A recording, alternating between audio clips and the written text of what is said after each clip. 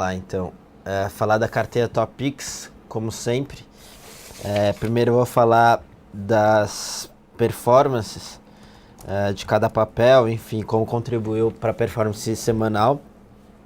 E depois a gente fala um pouco dos cases. Mas vamos lá.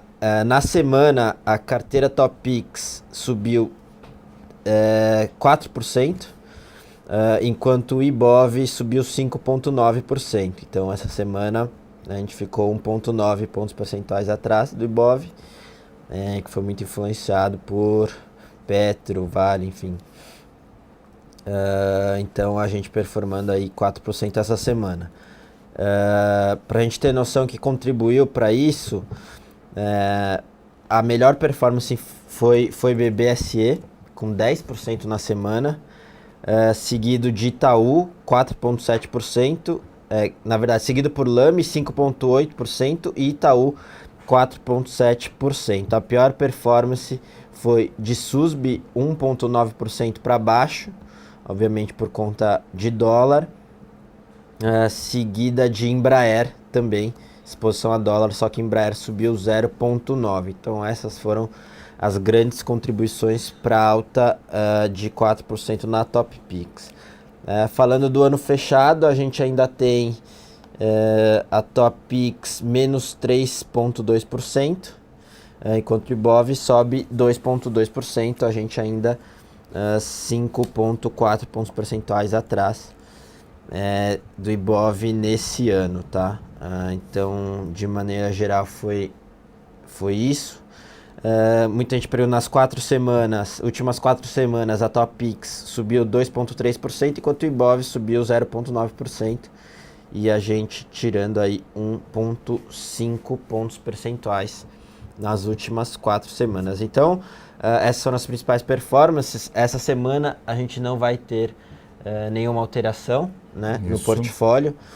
Lembrando que hoje a gente tem maior posição Itaú com 20%, seguido de Cielo, 18%, e depois SUSB com 15% e BBSE com 15%, que performou muito bem.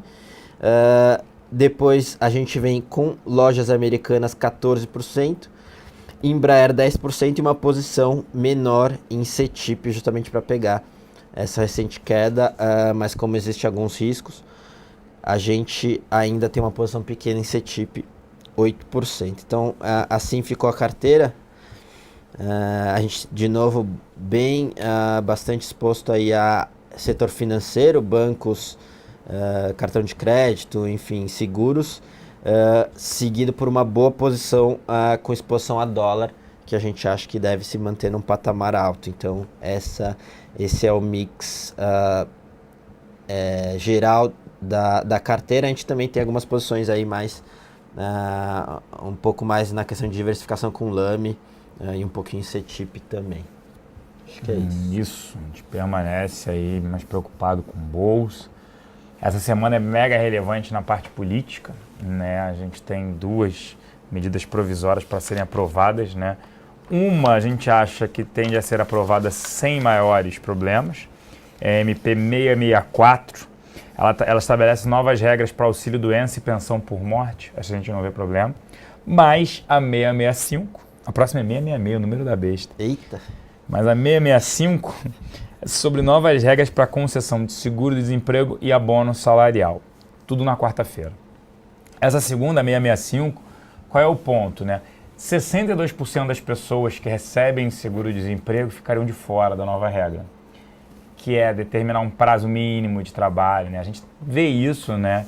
Quem é empresário, né? Dono de varejo, que as pessoas ficam mudando de trabalho toda hora, elas forçam a demissão, recebem o seguro-desemprego e muitas nem, quando vão para outro lugar, nem assinam carteira, né? Não, assina minha carteira não. O empregador achando o máximo, deixa eu ganhar o seguro-desemprego mais o meu salário.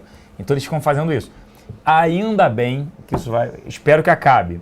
Só que como tem a briga Congresso, PMDB versus o governo atual, e isso não estava na pauta da oposição, nem da Marina, nem do Aécio, então é uma medida que o governo está fazendo que ninguém esperava.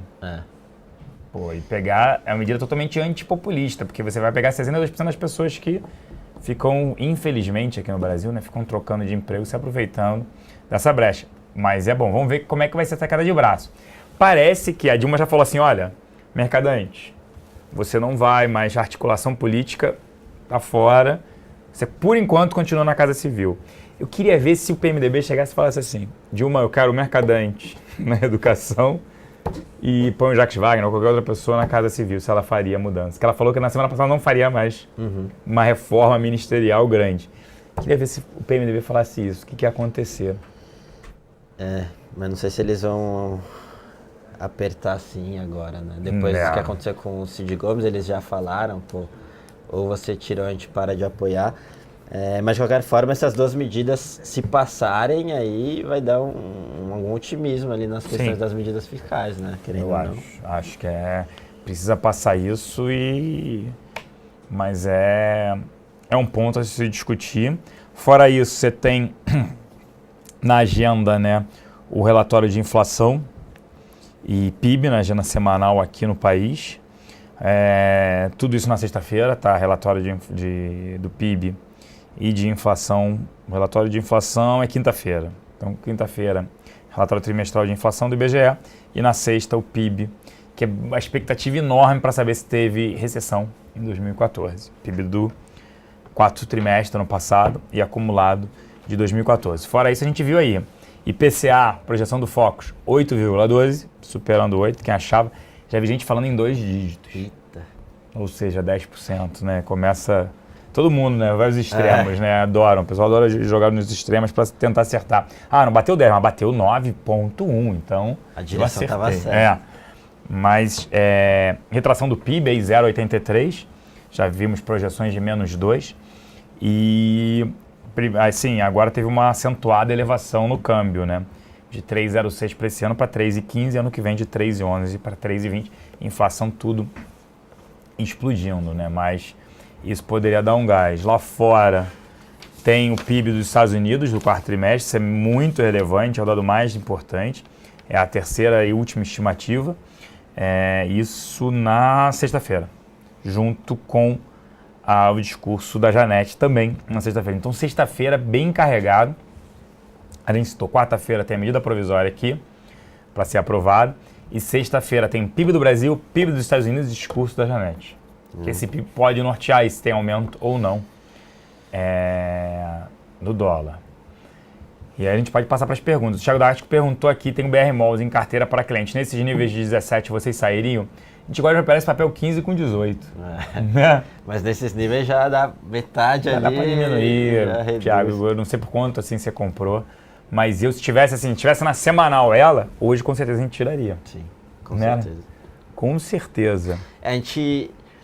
BR Malls, quando ela caiu bastante ali, como a gente tem a gente fica travado uma semana, aconteceu esse movimento no meio da semana, então a gente não conseguiu pegar a volta, porque a gente gosta justamente de tradear essa questão de BR Malls, porque assim, por um lado você tem um fundamento suportando, né, e aí chama atenção naqueles níveis de 15, mas como a gente só tem troca às segundas-feiras, às vezes a gente não consegue casar isso, mas se a gente tivesse colocado ali a 16, sei lá, 15 e pouco, agora com certeza a gente estaria saindo, mas no caso dos clientes, no mínimo, realizar parcial, com certeza vale a pena. Botaria no bolso.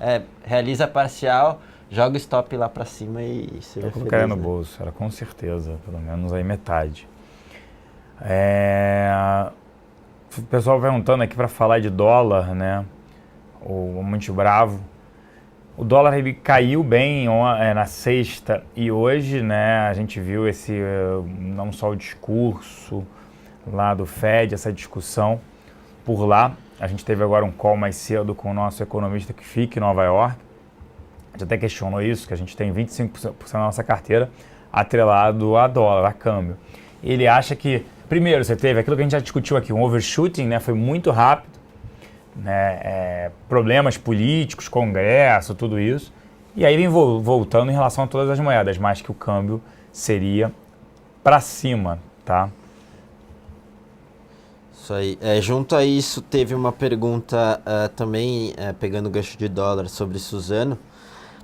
Susbi Deixa eu ver quem perguntou. O WebTrex, sobre a agência de Moody's, elevou a recomendação de estável para positiva e mesmo com a queda do dólar, as ações estão caindo forte. Vocês teriam alguma justificativa? Justamente pela queda do dólar, né? Acho que, de novo, por conta de um dólar no patamar mais alto, grande exposição à exportação de celulose, a gente, enfim, o mercado todo acho que já via alguma perspectiva boa com Suzano.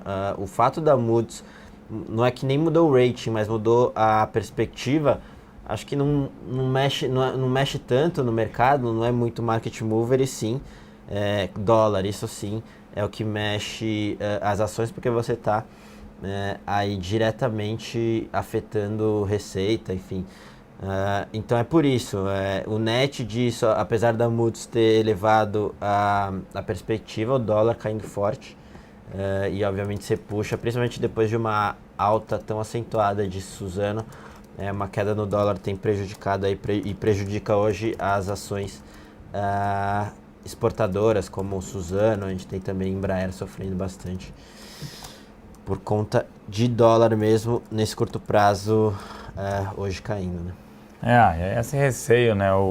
Até teve a vice-presidente do Fed, foi interessante, ela falou o seguinte ontem, né? A presidente, da distrital de Cleveland do Fed, Loretta Mester, ela afirmou que a autoridade monetária norte-americana precisa afinar a comunicação com o público para que os agentes financeiros entendam da maneira mais clara qual será o caminho das taxas de juros do país. Mester observou que a política monetária do Fed tem prestado um apoio importante para a economia. O que ela quis dizer com isso? Justamente, quando eles anunciaram, né, tiraram a palavra paciente, no primeiro momento o dólar ainda subiu no dia seguinte, depois é que despencou. E aí todo mundo se questionando, peraí, estava paciente. O nosso economista Daniel Cohen falou, olha, eu interpretei que o dólar voltaria um pouco, porque não viria para junho no discurso, seria para depois. E o dólar subiu no primeiro momento para depois realizar. Aí acho que ela está falando justamente isso, ela quer afinar esse discurso de elevação de juros e tudo mais com o mercado, que acabou sendo mal interpretado. Teve uma pergunta do SMP logo no início, enfim, a tempestade chegou em cima de nós, é possível visualizar agora se é a tempestade perfeita? Você estiver falando de impeachment, né, essa discussão, se por acaso for isso, né, aquilo que a gente fala sempre são 3 pilares. Em popularidade, ela já tem, perde credibilidade. Quem não viu, assista a entrevista do FHC ao Mário Sérgio Conte, né, da Globo News em Diálogos. O outro é o Congresso, não ter apoio do Congresso, está se falando até de uma chapa, PMDB lançar candidato à presidência, a gente sabe que está longe, mas já está se falando nisso. E aí seria mais disputado do que foi o último. E PMDB tira votos mais do PT. E em terceiro seria improbidade administrativa, que é o único pilar que por enquanto ela não tem, ainda não existe, né? Para ter impeachment. Fora isso, a gente não acredita. É impossível? Não, é improvável. E se tiver alguma coisa mais concreta nesse sentido, talvez mais pro ano que vem, né? O que a gente conversa bastante ali com o pessoal macro ali. Eu acho que agora não interessa a ninguém, mas talvez se o Levi não conseguir fazer os ajustes necessários, etc., talvez ano que vem isso possa ficar um pouco mais forte. Só um parênteses ali na questão da impopularidade. Hoje saiu aquela pesquisa da Datafolha. Eu nem botei essa, falando que 80%, mais de 80% dos entrevistados acham que a Dilma sabia dos atos de corrupção na Petro, e mais de 60% acham que ela não só sabia, como deixou passar. Bom, enfim, óbvio que isso aí é um pouco da questão de a população deve misturar, né, claro, a insatisfação com o governo, e aí fala, ela sabia de tudo, etc. Mas, querendo ou não, é um pouco mais de dados aí com relação à impopularidade da presidente. Né? Vai ser ruim para ela, né? Com certeza. O André perguntando aqui o que você acha da subida das elétricas, Elet 6 e CEMIG. Teve uma declaração da Sabesp, né, do secretário aqui de São Paulo, da parte de águas, que do jeito que está pode não ser decretado rodízio. São, acho que, mais as chuvas do que qualquer outra coisa, né? A gente segue ainda acreditando na probabilidade de 60% de ser decretado o racionamento de energia e também de água. O Márcio está perguntando sobre fertilizante seringa. Não lembro de alguém ter perguntado sobre esse ativo. Está precificando price earnings, eu não tenho ideia, há muito tempo eu não olho fertilizantes seringas, eu não gosto do setor, tá? Ele ficou barato, vem muito barato por qualquer múltiplo, por qualquer métrica, mas eu não vejo também recuperação disso, tá? Utiliza-se de muitos produtos importados em dólar, eu ficaria mais receoso com esse setor, mas não sei a quanto está negociando. Tirando que a liquidez é horrível. Muito. Dólar a gente falou. Deixa eu ver mais aqui. O iGrafite falando que o Lula não quer mercadante na Casa Civil. Não conseguiu se mostrar como articulador aí. Kepler Weber, o RBL perguntando, a gente atacando isso, né? Até quando algumas pessoas perguntavam. O ativo, ele caiu, sofreu muito, por isso acho que teve essa recuperada aí na semana. Ele sofreu muito. E é um ativo que depende de crédito do Banco do Brasil, principalmente. Tinha propaganda ali no intervalo do Jornal Nacional sobre silos, né? E a gente não está vendo isso acontecendo agora. Quem vai investir em silos, armazenamento de grãos? O resultado foi bom, mas em compensação, olhando para frente, eu não vejo esse ano. É igual olhar, né? O retrovisor, o resultado já foi. É igual falar de educacional, tudo isso, pô, já foi. Bancos, o ROI foi muito alto. E daqui para frente? O cenário é muito ruim esse ano. Eu não vejo produtores investindo agora em silos no cenário atual, pegar crédito, acho que fica mais complicado. Cielo, também acham que é hora de proteger? Se sim, qual o nível bom para limitar meu ganho? Não, Cielo eu protegeria, até saiu no mercado, na parte institucional, saiu Fence em Cielo. O pessoal comentou hoje. Eu protegeria até 52. Acho que nem sei se vai lá. Acho que vale a pena, né? Cima, Depois né? dessa alta, garantir esse lucro aí. Assim, sempre quando a gente vê uma esticada muito forte de algum papel, a gente pelo menos, se a gente pudesse fazer isso nas carteiras, a gente faria com certeza sempre. Alguma esticada, por exemplo, Cielo, a gente tinha na carteira Top Pix, a gente até pensou em reduzir. Mas como o fundamento é bom, etc., ainda múltiplo ainda suporta alguma coisa, mas se a gente tivesse essa flexibilidade, a gente com certeza faria uma proteção, porque a gente ainda acho que tem um pouco de upside e a gente capturaria isso com a proteção, mas qualquer engasgada ali a gente ficaria protegido, então acho que faz sentido sim. Cielo, é só ver qual é o período que o cliente pode ficar travado, né? Às vezes a gente sabe que o cliente não gosta de ficar muito tempo travado numa operação, mas se ele tiver assim, for mais longo prazo, fazer uma um pouquinho mais longa, faz sentido porque você vai conseguir proteger mais, né? E ter mais upside. Então é mais ver o perfil do cliente, mas sim, tem que fazer. E o Donato perguntando entre Suzano e JBS, qual escolher Suzano? Não tem nem muito questionamento. Pediram aqui para escrever quais os papéis percentuais da carteira. Pera aí, vamos lá então. Itaú, 20%. BB Seguridade, 15%. Cielo, 18%. Cielo, 18%. SUSB, 15%. SUSB, 15%. Lame, 14%. 14%. Embraer, 10%. Embraer, 10%. CETIP, 8%. CETIP, 8%. Tá aí. Os papéis da carteira na tela aí de todos. O Rafael da Inove colocou ali a Fence, upside até R$53. Boa. Mas é para setembro, tá? Setembro, pode ser também um pouco mais longa. Mas essa é interessante aí, Rafael já colocou aí. Para proteção em Cielo. Proteção até os 39,5. Às vezes o que o cliente pode fazer são fences mais curtas para ficar rolando também, é uma opção. O S&P está falando aqui, um dos efeitos da tempestade perfeita é que após perder o grau de investimento, o país caminhará firmemente para uma insolvência a longo prazo. Concorda ou não? Não concordo. Vocês devem estar lendo empíricos, fim do mundo, o mundo acabou. Justamente a gente já discutiu isso aqui na sexta-feira, de quem estava recomendando OGX, quem estava recomendando Milk, quem estava recomendando Inepar e outros mais. Gente, cuidado com isso, né? O famoso cuidado com o que vocês escutam e leem em qualquer lugar. É interessante então, sempre extremos. ler bastante, mas tem um filtro. Uma acho que é legal. crítica. Mas não acredito, SMP. Primeiro, assim, o grau de investimento, se vier impeachment, né, a gente falou dos outros pilares, aí acho que perde o grau de investimento. Mas não Brasil em insolvência, não acredito nisso, não. A Mimi perguntando, por que você continua acreditando no racionamento de água e energia de São Paulo se vem tendo muita chuva? É porque estamos no período úmido e não dá para você passar depois do período, não só março, né, a partir de agora, abril já tem menos chuvas e já vai entrar no período seco. E a gente está num nível muito menor do que em outros anos passados. Então esse é um receio. Tá, Mimi? A gente não acha e trabalha com algumas consultorias que só fazem isso. E eles mesmos falam que está na casa de 60% de probabilidade de chuva, de racionamento. O toque de merda, tá aqui perguntando. Olha lá, toque de merda. Celso, esse rally de Gol e a queda do dólar.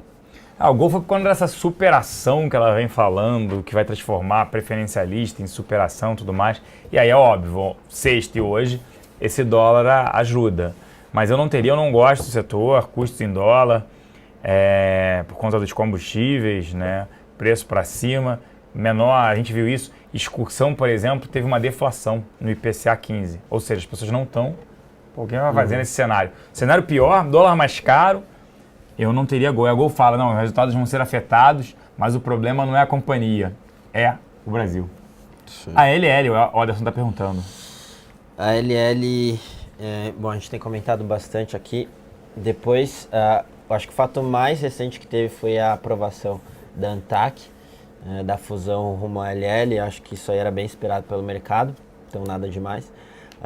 Mas de qualquer forma, depois que foi aprovada a fusão, a gente acha que para a sinergia se refletir em preço, talvez demore um pouco. Acho que os investidores ainda precisam ter um pouco mais de confiança, né, nessas sinergias que vão ser captadas com mudança de transporte de açúcar para grãos, onde você vai aumentar a rentabilidade da empresa. Você tem a questão de um dono bem definido, com maior entrada no governo, que é um pouco mais qualitativo, né, mas também é uma coisa a se captar dessa fusão. Agora eles têm muito investimento para fazer ainda. Você tem a questão da renovação das malhas ferroviárias, das concessões.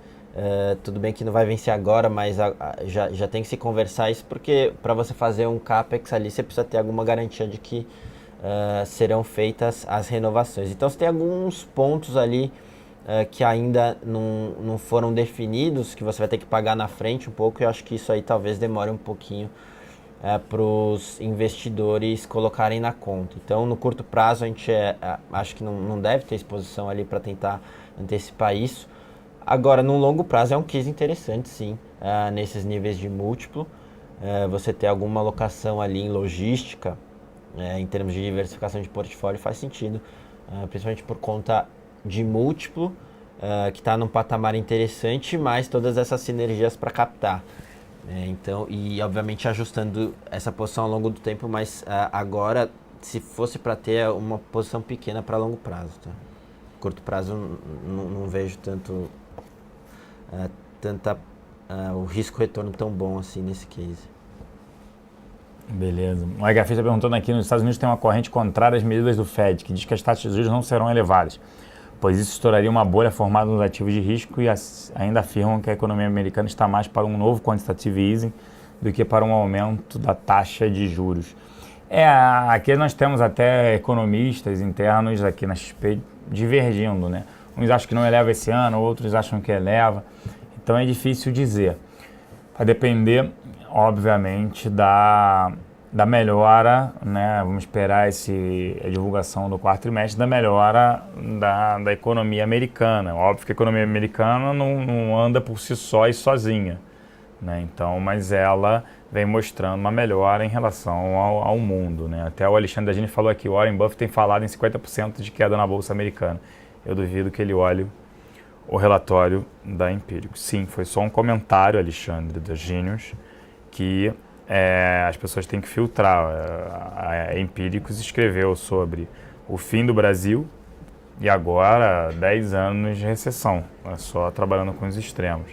A gente também não acha que o Ibovespa deveria subir, mas alguns ativos dentro da nossa bolsa deveriam apresentar uma performance positiva. A gente vem falando isso, o Ibovespa tem subido, só que ele está negociando a 11,5 vezes lucro. As bolsas lá fora também. Você tem uma liquidez elevada, é isso que nos preocupa também, entre bolsa americana, Europa. A nossa bolsa no relativo é a mais barata, mas em compensação ela é mais cara do que a média histórica, como todas as outras bolsas. Aqui está negociando, como eu falei, 11,5 vezes e o médio é de 10,5. Então poderia cair aí nossa bolsa quase 10%, indo para ali para 45, 46 mil pontos. O que não tem deixado é o dólar. Até que ponto isso vai continuar, vai persistir? Essa é a grande pergunta. Tem que saber para onde vai esse dólar. Se o dólar continuar subindo, nossa bolsa pode ficar parada. Pelo menos, né? Não andaria.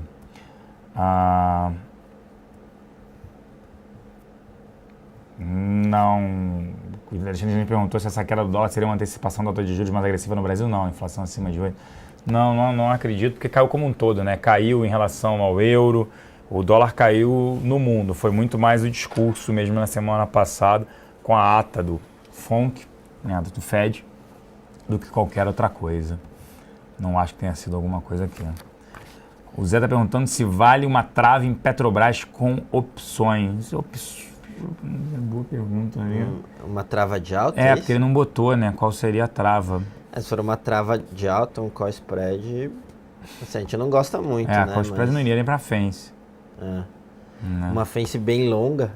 Tem saído algumas fences aí bem longas de Petro, com uma proteção, sei lá, de 20%, 20 e poucos por cento para um upside de 20 e pouco por cento.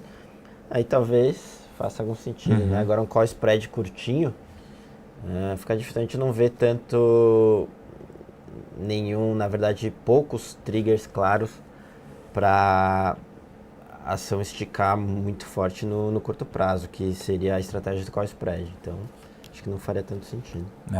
O Renove perguntando o que a gente acha de Júlio Simões, a gente não olha o ativo, liquidez. O Marcelo aí perguntando se Celso e Kim para entrar nesta carteira é um bom momento. Sim, eu compraria a carteira e montaria uma fence. É isso que a gente vem indicando, né? E isso tem apresentado a performance. No mês de março a carteira está caindo. Mas como você está protegido no índice, você está 0 a 0, às vezes até ganhando, né? Então, eu montaria a carteira, mas com uma fence em Ibovespa. Como é que ficaria o desdobramento da Gol?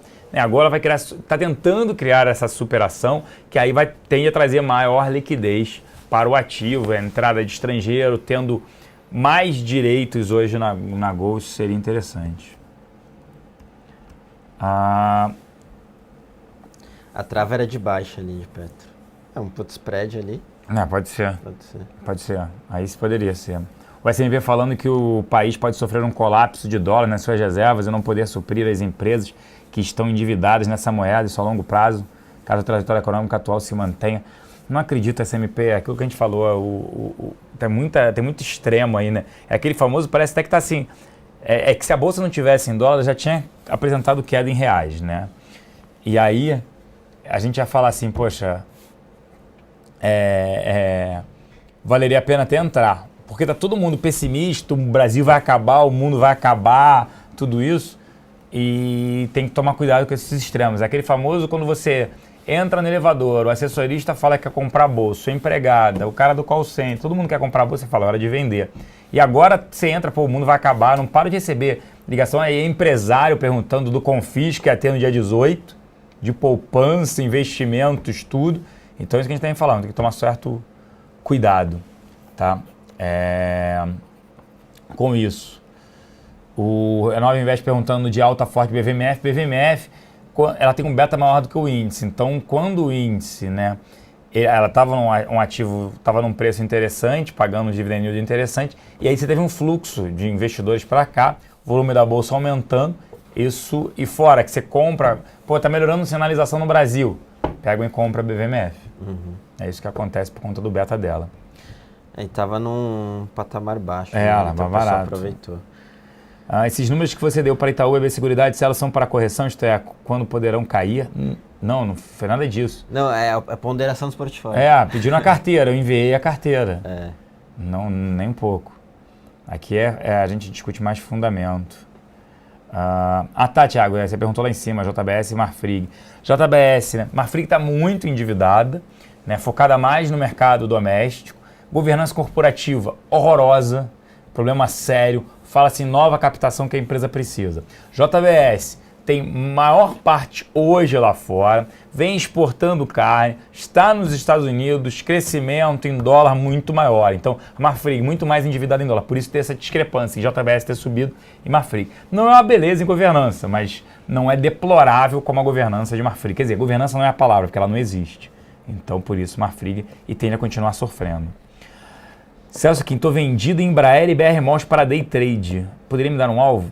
Não posso. Não, aí é com o pessoal aí da análise técnica. Eles já estão aqui acho que respondendo. Quais operações recomenda para estar vendido? Se eu tivesse vendido, falando para estar vendido, são ativos que a gente não gosta, né? Real estate, aí você tem vários, PDG, vários ativos ali, Gafisa, Cirela, para estar vendido. Elet Meia vendido, Sabesp vendido, Matractebel vendido, Cesp vendido, Semix vendido, CCR vendido. Algumas, sei lá, siderurgia, o Zin 5. O Zin 3 eu não Esquece, mexeria não nada. mexe, não faça nada, nem compra nem venda. Mas uma o Zin 5 por fundamento ali também. Dá para compor uma carteira short aí. Né? Acho que seriam essa. O pessoal falando para olhar, né, Júlio Simões, o problema é liquidez, gente. Que a gente deveria olhar. O problema é a liquidez do ativo, tá? Esse é o maior problema das operações desse ativo. Thiago, JBS, para entrar, a gente não gosta do setor, né? Esse é um ponto. Mas se tivesse que comprar dentro desse setor, seria melhor a JBS do que a própria Minerva, que é uma boa, bem administrada, e Marfrig. Esquece, colocaria só um percentual pequeno, BTG até elevou a recomendação dela, tudo mais. Boa pergunta Madruga aqui, Celso. Quando ocorrer o sell em May, né, as famosas vendas em maio, pode retornar capital para emergente? Acredito que sim. Tudo vai depender justamente desse dólar. Se o dólar andar mais, acho que vai segurar essa bolsa. Depois, se tiver ao mesmo uma venda, pode ser que comprem aqui no mercado doméstico. Sell in May and go away. And go away. Essa famosa venda aí. Em maio, né? As vendas anuais em maio. Senhores, acho que é isso. Acho que vocês têm que manter proteção em carteiras, montar FENS. O cenário não está fácil, está complicado, tanto lá fora quanto aqui. Mundo desacelerando, aqui inflação superando 8%. Juros tendendo a atingir 14%. Recessão, vamos ver os dados aí do final do ano passado, do quarto trimestre e também, né, olhando para esse ano, probabilidade de racionamento, então está bem complicado aqui. Olha lá, o Fer já perguntando aqui, você vê quais eventos externos poderiam iniciar a nova alta do dólar daqui. Aquilo que eu falei, tem um discurso da Janet Yellen e sexta-feira tem o PIB. O PIB dos Estados Unidos, isso pode incentivar bastante. Isso aí. Os discursos do pessoal do FED também, né? Alguns integrantes falando que pode vir alguma coisa em junho e tal. Tá meio conturbado ali, estão batendo cabeça, mas enfim, pode mexer alguma coisa. O SMB perguntando o que o governo poderia fazer para ajudar o país a exportar produtos com maior valor agregado. Deixar o dólar andar. Quanto mais alto o dólar, o salário brasileiro, tudo isso, o custo do Brasil está muito alto. Teria que ter investido em infraestrutura, portos, estradas, né? Aí no caso ferrovias, para baratear esse custo. O Brasil não é competitivo em valor agregado, em produtos de maior valor agregado. Mão de obra cara, desqualificada. Então a gente não vai virar, a gente é exportador de commodities, a gente não vai virar, é o que a Coreia fez, o Kim pode falar bem, viveu essa época lá na Coreia do Sul, foi investimento em educação lá dos tigres asiáticos, né? O carro da Hyundai era um carro horroroso, ruim em tudo. Hoje é um dos carros mais vendidos no mundo, Samsung.